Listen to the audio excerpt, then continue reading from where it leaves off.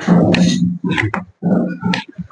Students, आप सभी का लक्ष्य अकेडमी के प्लेटफॉर्म में स्वागत है। हम लोग भैया पढ़ रहे थे क्लास 11th मैथमेटिक्स। उसमें हमारा आपका कोनिक सेक्शन यानी कि संघ परिच्छेद चैप्टर में बात हो रही थी और हम लोगों ने सर्किल पढ़ लिया था और जो है पैराबोला यानी कि वृत्त और परवलय पढ़ लिया था। उस पर उसके समीकरण क्या होते हैं और उस पर जो भी सवाल हैं उसको हम आपको करा दिया था। और आज आगे जो है नेक्स्ट टॉपिक पर बात करना है जो हमारा आपका है दीर्घवृत्त, इलिप्स जिसे कहते हैं। बड़ा ही इंपॉर्टेंट टॉपिक है, ध्यान समझिएगा, बढ़िया है। अगर आप लोग कायदे समझेंगे तो पूरा विश्वास है कि आप लोग को चीजें एकदम क्लियर कट हो जाएंगी, कोई डाउट नहीं रह जाएगा। तो टाइम को बिना वेस्ट किए क्लास को स्टार्ट करते हैं। तो जैसा कि आपके सामने दीर्घवृत्त दिखाई दे रहा है, दीर्घवृत्त इलिप्स। दीर्घवृत्त को इंग्लिश में क्या बोलते हैं भैया? इलिप्स। ध्यान समझिएगा, बस थोड़ी सी छोटी सी क्लास होती है, 15-20 मिनट। अगर कायदे समझ लोगे तो पूरा आप घर पे 1-2 घंटे आराम से लगाओगे सवाल में बैठकर। तो इलिप्स है क्या, दीर्घवृत्त है क्या, ध्यान समझिएगा। परिभाषा क्या कर रहा है? एक दीर्घवृत्त तल के उन बिंदुओं का समुच्चय है। यानी कि दीर्घवृत्त जो है यानी कि प्लेन में, यानी कि जैसे एक प्लेन होता है, प्लेन में समझ सकते हो आप कि जैसे मान लो कोई भी एक प्लेन हो, कुछ भी हो सकता है, ऐसे कॉपी किताब आपका हो सकता है। ये क्या है? ये एक प्लेन है, ठीक ना। तो इसी तल में बहुत सारे बिंदु रहेंगे, ठीक। तो उन बिंदुओं की बात कर रहा है तल में, ठीक ना। तो ये क्या कर रहा है, फिर से देखिएगा कि एक दीर्घवृत्त तल के उन बिंदुओं का समुच्चय है जिनका तल में दो स्थिर बिंदुओं से दूरी का योग अचर होता है। दूरी का योग क्या होता है? अचर। अचर मतलब कांस्टेंट, कुछ वैल्यू, ठीक। दो स्थिर बिंदुओं को दीर्घवृत्त की नाभियां, दो स्थिर बिंदुओं क्या बोलते हैं? दीर्घवृत्त की नाभियां कहते हैं। ध्यान देखिएगा, अपने हिसाब से आपको बताते हैं। जैसे दीर्घवृत्त क्या है?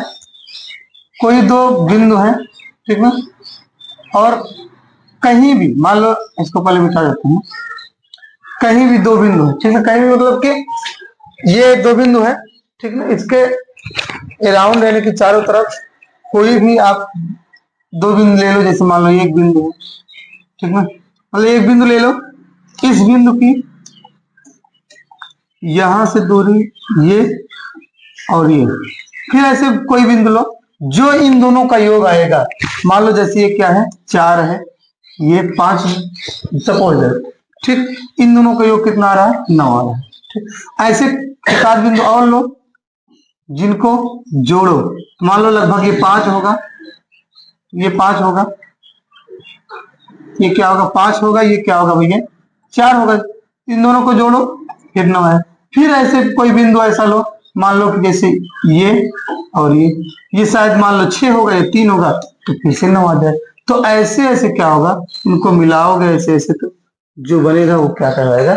दीर्घवृत्त कहलाएगा। यानी कि दो फिक्स पॉइंट होंगे और उसके अराउंड प्लेन में एक ऐसा बिंदु लेना है कि उस बिंदु से दोनों बिंदुओं की दूरी का योग बराबर रहे, समझे? तो ध्यान देखिएगा,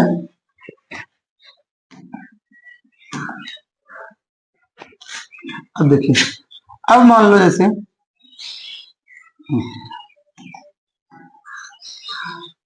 एक पॉइंट ये है, एक पॉइंट ये, ठीक ना। इसको क्या कह देते हैं? F1, इसको कह देते हैं F2, ठीक। और इस पर कोई एक पॉइंट मान लो कि यहाँ ये P1, ठीक ना। ये दूरी और ये दूरी जो होगी, यानी कि भैया P1 से F1, P1 से बात नहीं, P1 से F1 प्लस P1 से F2, P1 से F2, ठीक ना। दोनों को जोड़ना है। ऐसे ऐसे जो भी ये आएगा वो किसके बराबर होगा? कोई दूसरा पॉइंट लिया जाएगा, कोई दूसरा पॉइंट, जैसे मान लो यहाँ एक पॉइंट है, ठीक। इसको मान लो कह देते हैं P2। तो इस बिंदु से इसकी दूरी और इसकी दूरी फिर दोनों को जोड़ोगे, ये हमेशा क्या होगा, बराबर होगा। समझिएगा हम कहना क्या चाह रहे हैं, हम कहना ये चाह रहे हैं भैया कि जैसे आप एक पॉइंट P1 लिए, ठीक ना, P1 से F1 और F2, P1 से F1 दूरी और F2 दूरी दोनों को जोड़ोगे, फिर उसका P2 लिए तो P2 से F1 और F2 दोनों को जोड़ोगे, हमेशा बराबर होंगे।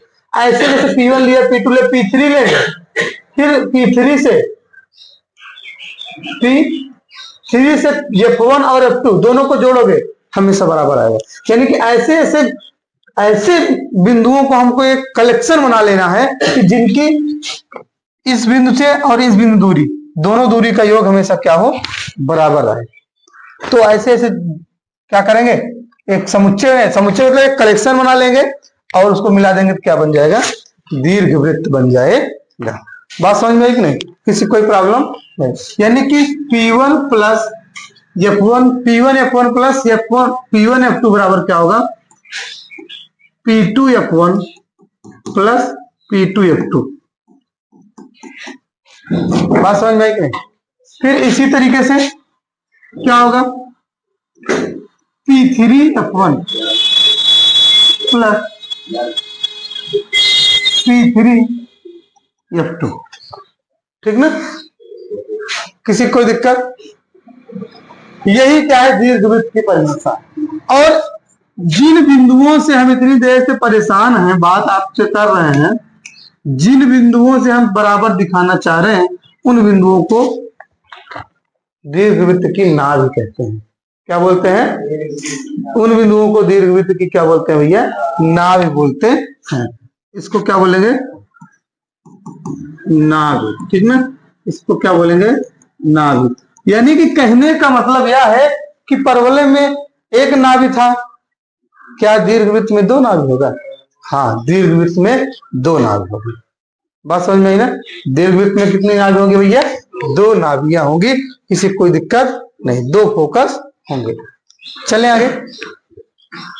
अब देखिए आगे, यहां तक हमारी आपकी बात हो गई, ठीक। अब देखिए क्या कह रहा है, नाभियों को मिलाने वाले रेखाखंड, देखो ध्यान से, नाभियों को मिलाने वाले रेखाखंड के मध्य बिंदु को दीर्घवृत्त का केंद्र कहते हैं, ठीक ना। यानी कि जो दोनों जो नाभियां हैं उसको मिला देंगे, जो रेखाखंड बनेगा उसे क्या बोलेंगे, दीर्घवृत्त का केंद्र कहेंगे। दिखाई क्या रहा है, रेखाखंड के मध्य बिंदु क्या बोलेंगे, दीर्घवृत्त का केंद्र बोलेंगे। और दीर्घवृत्त की नाभियों से जाने वाला रेखाखंड दीर्घवृत्त का दीर्घ अक्ष कहलाता है, ठीक ना। और केंद्र से जाने वाले रेखाखंड को दीर्घवृत्त का लघु अक्ष कहेंगे, ठीक ना।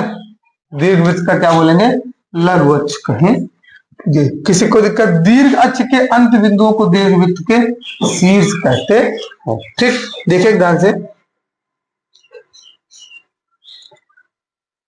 हाँ, अब देखिए कहना क्या चाह रहा हूं। जैसे ये है, यहां पर कहीं क्या है, F1, यहां पर कहीं क्या है, F2। तो इस नाभियों से होकर जाने वाले, ठीक ना, इस नाभियों से होकर जाने वाले अक्ष को क्या बोलेंगे, दीर्घ अक्ष। क्या बोलेंगे भैया, दीर्घ अक्ष।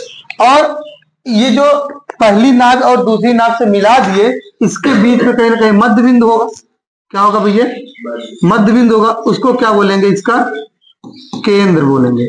क्या बोलेंगे, केंद्र, जो क्या होगा 0,0। बात समझ में। और जो केंद्र से होकर आ रहा है लेकिन नाभिक से नहीं, यानी नाभ से नहीं जा रहा है, उस अक्ष को क्या बोलेंगे, लघु अक्ष।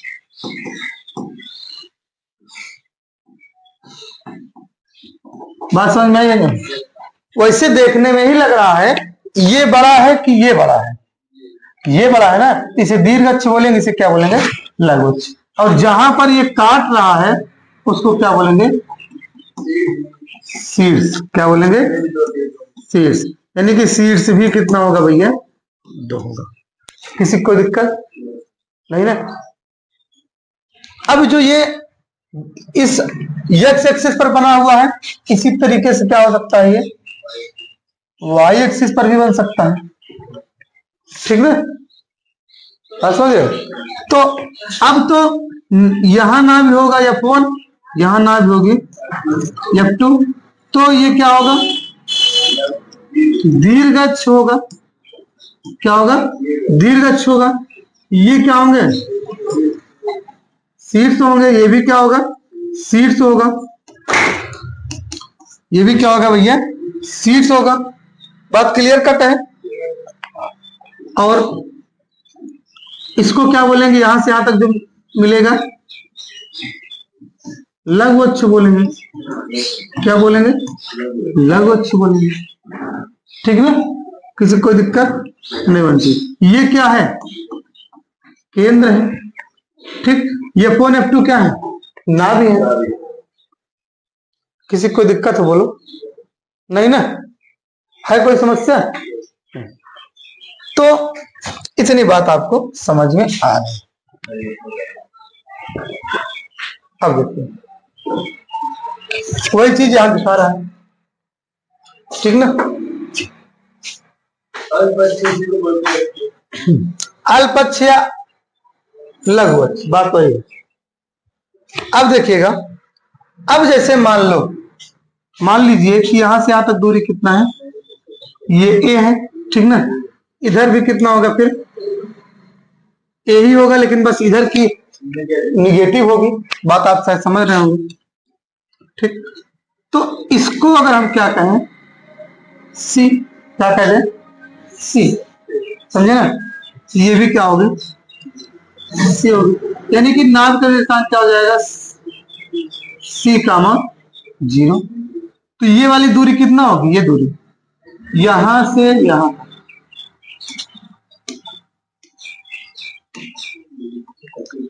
यहां से यहां तक दूरी क्या होगी, टोटल ए है, और ए में से सी घटाओगे तो ए माइनस सी। क्लियर हुआ? ध्यान देखो, उसी तरीके से ये भी है, ठीक ना। ये क्या हो जाएगा, माइनस सी कामा 0, ठीक है। अगर ये वाली दूरी जानना है कितना होगा, बोलिए नहीं, ये वाली दूरी जानना है कितना होगा, ये ए माइनस सी, ठीक। भले ही निगेटिव में है, लेकिन अगर दूरी देखना है तो हम माइनस प्लस नहीं देखते ना, उसका हम चिन्ह भले लेकर के देखते हैं। इतने में कोई दिक्कत, उसी तरीके से हम उसमें भी हो जाएगा। लघु अक्ष में वैसे सेम उसमें भी होगा ना। ये लघु अक्ष में क्या दिक्कत, कुछ नहीं।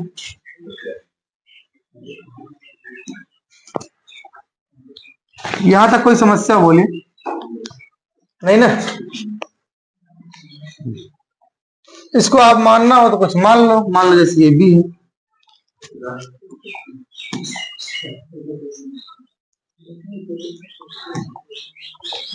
ये क्या है,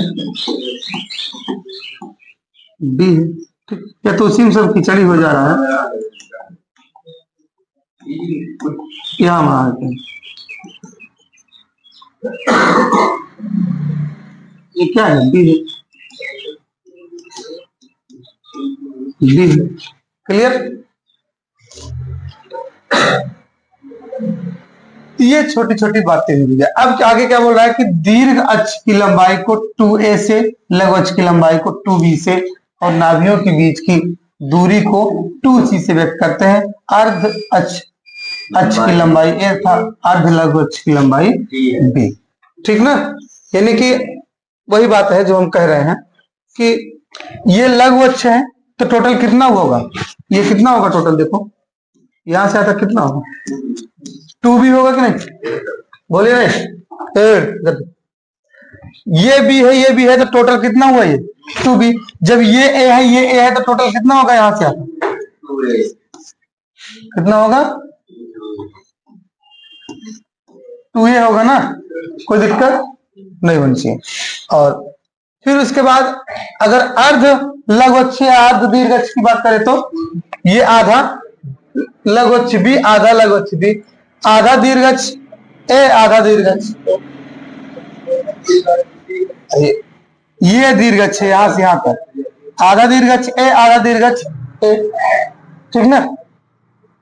केंद्र से एक नाव की दूरी सी, केंद्र से दूसरे नाव की दूरी भी सी, टोटल दूरी क्या होगी यहां से यहां तक 2c। कितना होगी 2c। कोई दिक्कत किसी को नहीं होनी चाहिए। अगर कोई समस्या है तो आप बोल सकते हैं, ठीक ना। तो अब आगे देखिए, हाँ अब बात करेंगे इसका अर्ध अक्ष, लघु अक्ष, अर्ध दीर्घ अक्ष, केंद्र, नाभिक, ये सब बातें हम लोग करेंगे और वो भी करेंगे नेक्स्ट डे, ठीक ना। तो यहां तक आपको नोट करना है, लेकिन ध्यान दीजिए कैसे कहां से नोट करना है एक बार बता देते हैं। आपको डिफिनीशन जरूर लिखनी है। आपको डिफिनीशन कहां से कहां तक लिखना है, देखिए हम इसको अराउंड कर देते हैं। पहली बात इसको हेडिंग बना के डिफिनीशन लिखना है, ठीक ना। फिर उसके बाद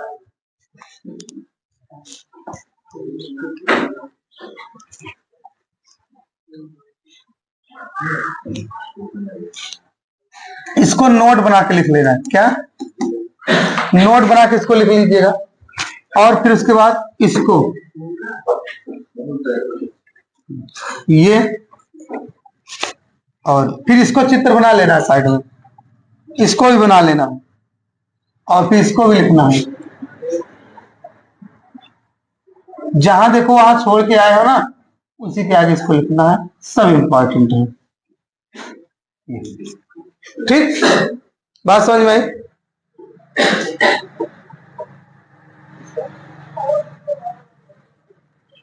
तो भैया नोट करिएगा, अगर कोई समस्या हो तो आप बेहिचक हमसे बोलेंगे।